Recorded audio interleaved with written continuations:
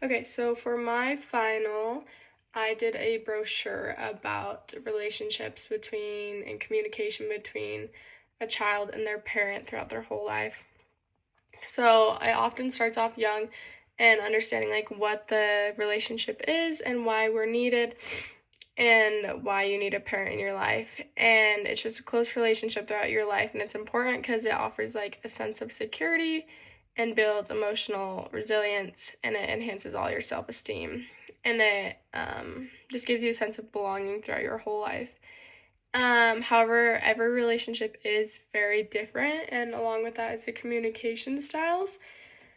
One of my articles I looked at talked a lot about a right of its birth mother or not the right, but the relationship of the birth mother and their child and the battle they go through in their own head of having such a positive and negative relationship with having to put their child up for adoption, and the ways of communication and how that affects the child throughout their life and growing up and how it affects them individually.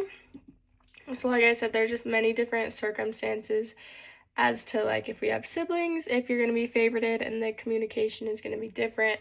If you're the only child, if your parents are divorced, like the communication is all very different and has very different effects. So some of the different ways of talking are like the active listening, and it's like paying attention to what people say and how they talk, and nodding and eye contact is one very effective way, and like open communication, just talking about your fears and stuff without judgment.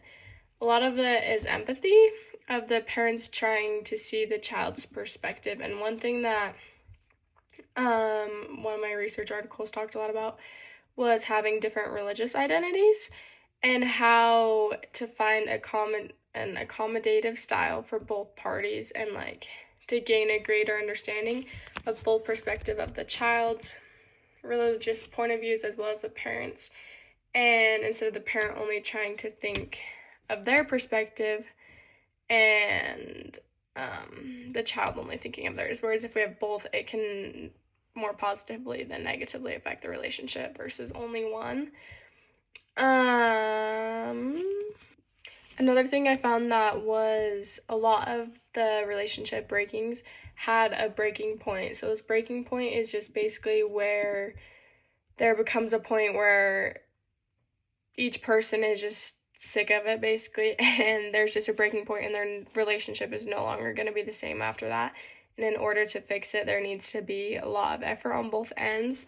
But there's not just like one effective way to fix, and depending on the type of relationship, where if you're both distant, one person's reaching out, one person's not, after the relationship is broken, it is often that there's needed different sides of counseling on both ends, as well as just each situation needs different counseling.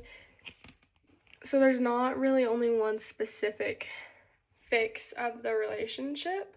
It also talks a lot about how the tension between one child and a parent can often have a whole effect on the whole family and their communication, and just watching the way they interact with each other and what that says about the family dynamic. Overall, there are many different ways people feel seen and heard in a relationship, and especially by a parent and child you're raised to feel oftentimes one way, and so when your mind goes differently, it can cause tension or miscommunication in the household. So finding an open and respectful communication throughout your lifetime is super important in maintaining that relationship between a parent and a child.